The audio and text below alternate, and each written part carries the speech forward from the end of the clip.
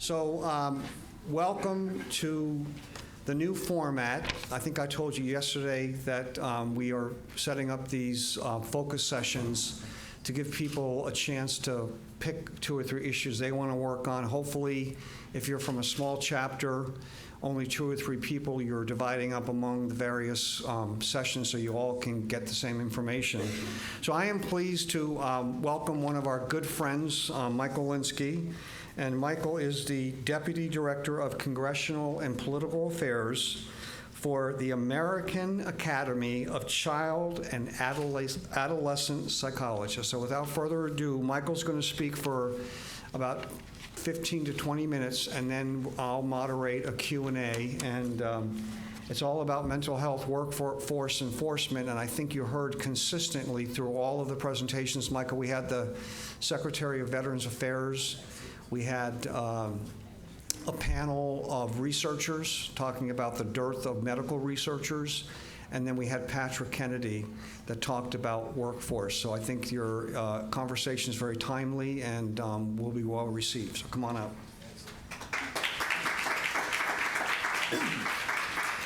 Well, thank you so much, John. Thank you, everybody, today. I hope everyone enjoyed that wonderful lunch. I know we all have fears, and I think I developed a new fear today, so I was especially happy for that lunch because my new fear in life is having to speak right after Patrick Kennedy. So I am so glad that we had that lunch as a nice buffer there to allay my fears, because what a wonderful presentation he gave. So as John said, I am Michael Linsky. I'm the Deputy Director of Congressional and Political Affairs at the American Academy of Child and Adolescent Psychiatry. And today I'm going to talk a little bit about some of the workforce shortages that's going on in the mental health field, and one particular piece of legislation that's out there that can help to start to address the workforce shortage.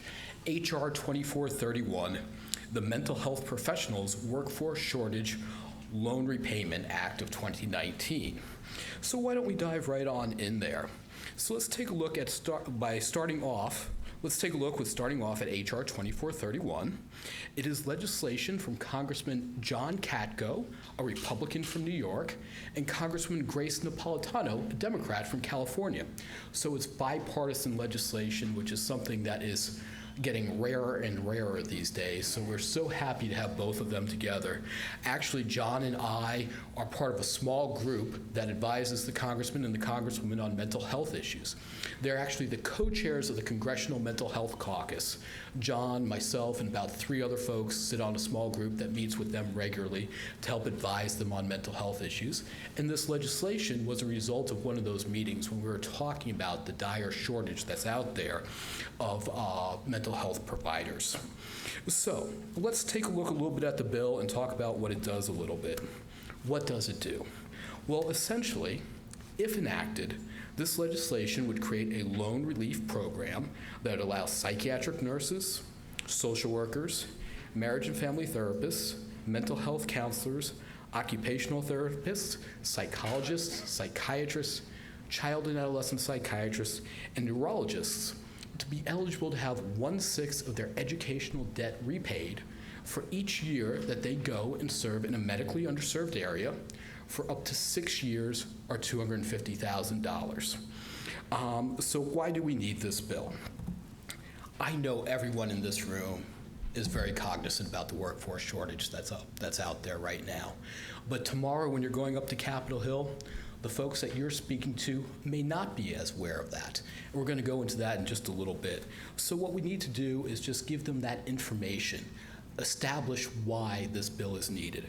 So some very simple facts. Once again, I know you all know this, but don't forget that the folks that you're speaking to tomorrow may not have a clue about the shortage that's out there. So, as you all know, 1 out of every 5 Americans will experience a mental health crisis each year.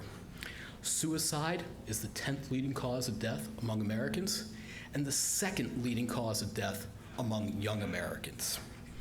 Additionally to that, over 50% of the adults and children who are suffering from mental illness do not receive any treatment.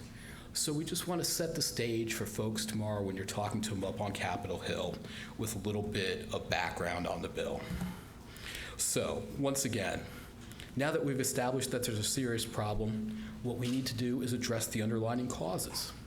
And this is just one of the underlying causes to our mental health crisis in our nation, is the dire lack of providers that are there. Oh, thank you so much.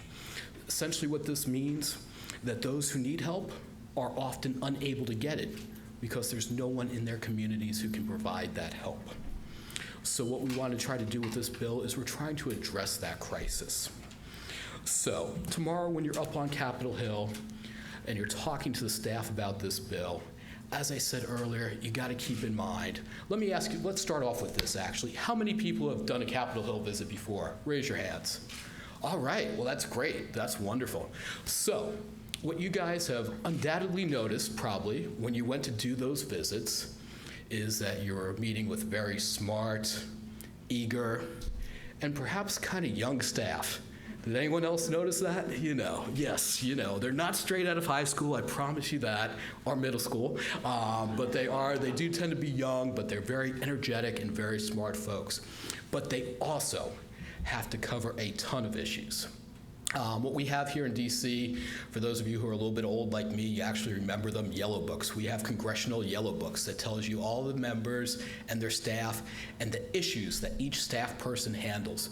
What I did the other day was I just opened up a random page and I found one of the legislative assistants, the type of folks that you're meeting with, and tried to find all the issues that one of them, that one person covers.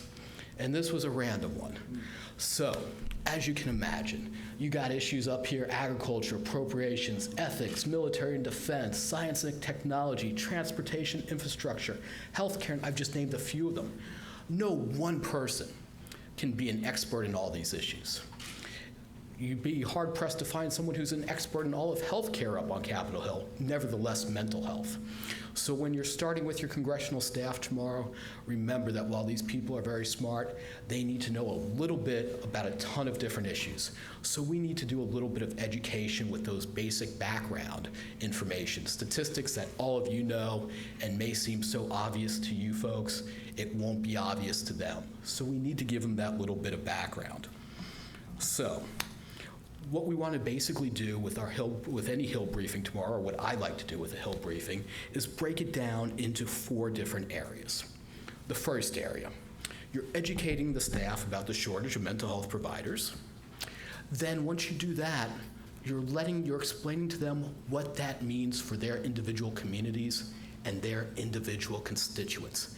How does that affect their community and the folks that put them in office? And then explain what this bill does. And then finally, expressing that need for immediate action, or what I like to call creating that sense of urgency, so that they understand that this is a crisis in their communities today. This is not a solution in search of a problem.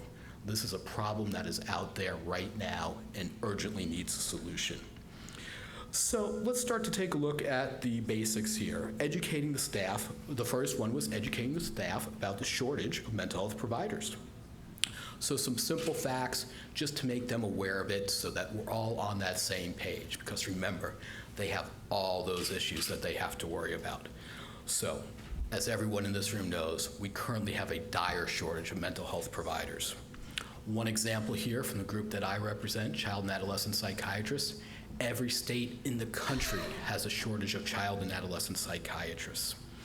2/3 of primary care physicians report difficulty referring patients for mental health care, twice the number reported for other specialties. So sometimes when I get a statistic like this, I like to pause and let that sink in, because remember, these staffs are in meetings all day long. But pause and say, you know what?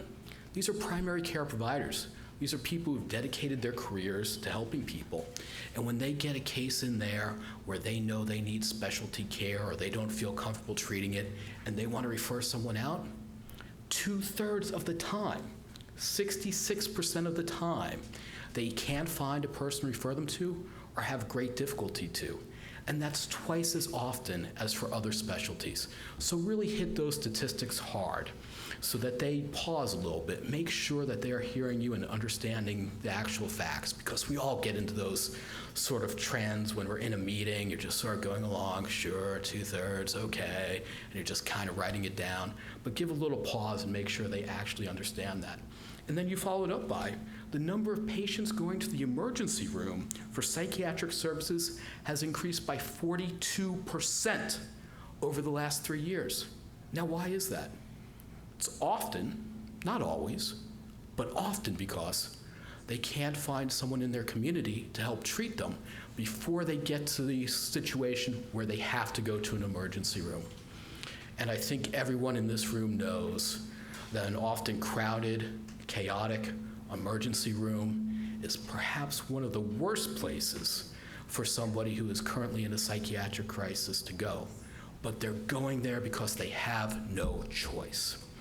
So we just want to set that stage for the staff so that they understand the problem. So once they understand the problem, we want to bring it back to their constituents. What does this issue or this problem mean for their constituents? There's an old famous saying from a former Speaker of the House, Tip O'Neill, and actually Mr. Kennedy paraphrased it earlier today. All politics is local. So what we want to do, now that we've explained this crisis, we want to show how it affects their community. So the current shortage of mental health providers means that those who need help can't get it. What I always like to tell folks on Capitol Hill, because as Mr. Kennedy was saying, there's sort of this stigma around mental illness. It's no different than any other disease. The sooner it's diagnosed, the better the outcome. But unfortunately, because of the lack of mental health providers out there, often this disease is not being diagnosed or treated in a timely manner, which makes it more difficult too. So what we've done then is we've taken the macro picture and we've brought it down into their community, how it's affecting their constituents, the people that elect them. So now that we've established what it means to them, we want to talk a little bit about the bill. What does this bill does? Often legislation up on Capitol Hill, to say it's dry is being a compliment. It is like the Mojave Desert. But this bill is actually fairly simple, relatively short. So that means we can give an even shorter explanation of what it does. So essentially what this bill does is it sets up a loan relief program for certain mental health professionals who are in the greatest shortage. If enacted, mental health professionals who serve in a mental health shortage area would be eligible for loan relief. They could get 1/6 of their medical school debt repaid for each year that they serve in a medically underserved area for up to 6 years or $250,000. Now, why is this so important? Well, for my members, I talk to other psychiatrists all the time who tell me, Michael, I really wanted to go into child and adolescent psychiatry, but that means I would have had to do an additional 2 to 3 year fellowship. I already have $300,000 in debt. I can't do an additional 2 or 3 year fellowship. I have to get out there. Or I'll often talk to folks, our colleagues in the social work field, and they'll tell me, Michael, I got members who have a master's degree in social work, but you know what? They can go make more money being tech support at Best Buy than they can using their master's degree in social work. So what this bill will do is it's going to help people get into the field because they know they can get the loan relief. Or it's going to help people who are already in the field stay in that field because now they can get the loan relief to help pay back some of their debts. So this works to help the crisis going on right now for people who are in the field, practicing and trying to help those, and getting more people into the field in the future. So we see this bill as a crucial first step. But these are sort of things that you have to explain to the staffers. I know it's obvious to everyone in this room, but it may not be to them because they have to work on so many different issues. So now that we've explained what the bill does, we want to create that sense of urgency. Like I was saying, this is not a solution in search of a problem. We currently have that crisis out there right now, and we got to make sure that they understand this crisis is there and it's affecting their constituents. Now, you might be saying, Michael, we just saw this slide, but in politics, You hear it all the time, and you're going to hear it a lot more the next 2 years. Any of you folks who might be in Iowa or any of the other caucus states are already seeing it. You're going to see people repeating that same line again and again and again. It's because we know that people have to hear things multiple times before it sinks in. So we went right back to those basic facts again to create that sense of urgency for the staff so that they act. 1 out of 5 Americans will experience a mental illness. Suicide, 10th leading cause of death among Americans, 2nd for our young Americans, and 50% of adults and children who are suffering from a mental illness do not receive any treatment. So make sure those statistics set on in and create that sense of urgency when you're talking to your staff tomorrow. So, now that we've talked about the bill, we've explained the crisis, we've talked about how it affects their local constituents, the people who elect them, we've created that sense of urgency, we have to make the ask. And I used to work up on Capitol Hill, and John, I'm sure you experienced this too. I can't tell you how many times people came on in, they were passionate, they talked about the issue, and they won me over. I'm like, great, you've made your point. What do you want me to do? And they forgot to tell me what the ask was. Most of the time I could figure it on out, but we don't want to leave that up to chance tomorrow, because there's a big difference between me kind of figuring out what you want me to do and you looking me in the eye and saying, this is what I need from you. This is what your constituents need from you. This is what the 1 out of 5 Americans who are suffering from a mental illness today need from you. And our ask for tomorrow, it's very simple. Please co-sponsor and help advance HR 2431. And one of the other things I used to see sometimes is that even when people remembered it, they'd make what I call a weak ask. They'd sort of hem and haw and say, oh, shucks, you know, Michael, maybe if you could, it would be kind of great if you would think about or maybe consider. No. You want that strong ask. You want to look them in the eye. You have nothing to feel bad about or hem and haw about. You're there representing folks who need their help. You're their constituents. You are their bosses.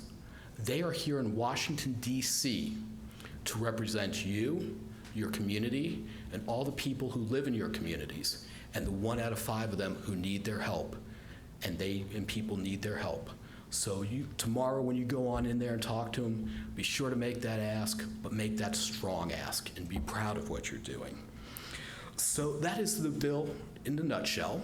Some of you are saying, well, Michael, I see HR here, but we have a bicameral legislature here. What about the Senate? And that is a great question. So we are currently working on getting a bill in the Senate. We have a commitment from Senator Harris of California to introduce it. Essentially what the delay is, we want to make it bipartisan. We could have introduced this bill with just Senator Harris, but everyone in this room knows that mental illness doesn't care what a person's political affiliation is. Doesn't care where you're from, an urban area, a rural area, it doesn't matter. So we want to make sure that we have good, strong bipartisan support, and we're almost there. I think we're probably going to have something in a few more weeks, but we decided to just take that little bit of extra time to get that bipartisan support from the start and do it right. So we're hoping to have that bill shortly. Please feel free to talk about this bill in the Senate offices if you like. You know, you can do the same thing and say, you know, Senator Harris is going to be introducing it soon. We're going to have a bill for you guys in a couple of weeks. And any support would be so greatly appreciated. So that is essentially this piece of legislation in a nutshell. And I think I'll turn it back over to my friend John. Thank you. Oh, thank you. Thank you. Okay. Well, let's, don't go too far, Michael. So what I want people to do is, we've got about 10 minutes for Q&A, a little bit more. I want you to stand up. Tell Michael your first name and what state you're from, and then you can ask any question that you want. Mike. Mike Ballard, is there any cost to this bill? Yes. So it would be $250 million over 10 years. Mike's from Virginia. Oh, excellent. Okay. Excellent. Excellent. Donna Yes. from Wyoming.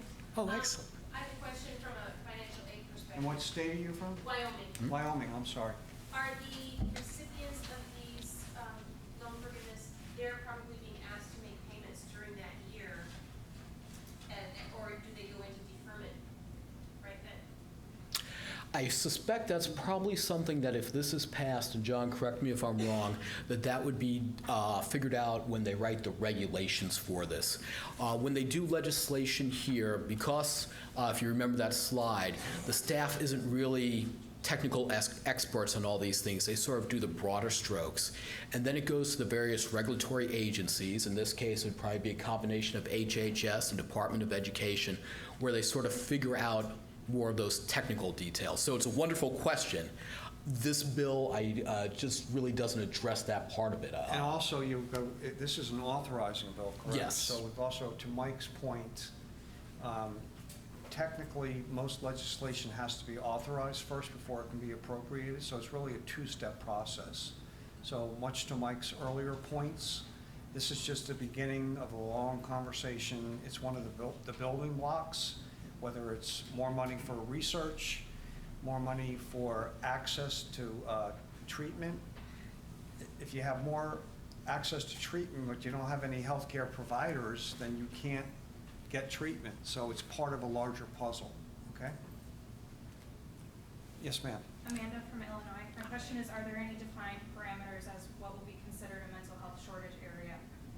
So what they're using is HRSA, the Health Administration Resource Services Administration, HRSA, defines sort of what the mental health shortage areas are, and they will be using that definition. So yes, they are, but it gets rather technical, and to be honest with you, I couldn't even go into that right now if I wanted to. I think they talk generally about what kinds of professionals are covered. Yes, it does have the list of those that are covered.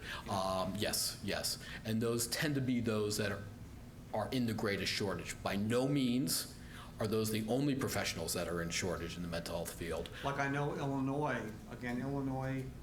in half the counties of Illinois, there are no mental psychiatrists. health providers. So that's the challenge. So again, we've got to get, but can you imagine if there were no heart doctors in half the counties of Illinois or Wyoming or any other state? I mean, again, to Patrick Kennedy's whole point, when you talk about mental health parity, it's not just access to the care itself, but there's a whole additional realm of issues related to it. So again, imagine it's a coat of many colors, and we're trying to get that coat put together, and this is an integral part of what's going on. Yes, ma'am. I'm Vanessa from Idaho. Mine's more of a clarity question. I don't know if I walked in late or missed something. Sure. But the loan forgiveness, is it just on people who are initiating school for these things, or are you doing it for if people want to transition into this field as well? So essentially, it would be for folks on the MD side. They could do it during their fellowship. They could, but generally it's for people who are already in the field and have that debt, or people who want to go into the field but are hesitating to go on in because it means, say, if you're going in for social work, well, I have to get a master's degree in social work. That means $200,000 in debt, and there's no way that I can repay it. But I know if this program's out there, and that if I go into these medically underserved areas, then I can get up to $250,000 of that debt received. So a little bit of both. Thank you. Okay. Yes, sir. My name's Joe. I'm from Pennsylvania, and I'm wondering what types of student loans would qualify. Would it be like the public service student loan forgiveness program, where it's just the federal direct loans, or Stafford, or any type of loan? It does have federal direct, it does have Stafford. There are a few other types in there. I do have the legislation over here, and why don't you grab me afterwards and we can take a look at that? I apologize, I just don't remember all the ones that it specifically lists. It does list specific types of ones, and it also does give the secretary some additional leeway to add ones that they feel are needed. But please find me afterwards. I do have a copy of the bill, and we can look. Okay. Anybody else? Ma'am? Cheryl from New York. Does this include RNs? I always hear social workers, hear psychologists, psychiatrists, but there's us RNs up there that this is what we specialize in. This particular bill did not, but we are working on other legislation that would include them because they play such a crucial role in the care team.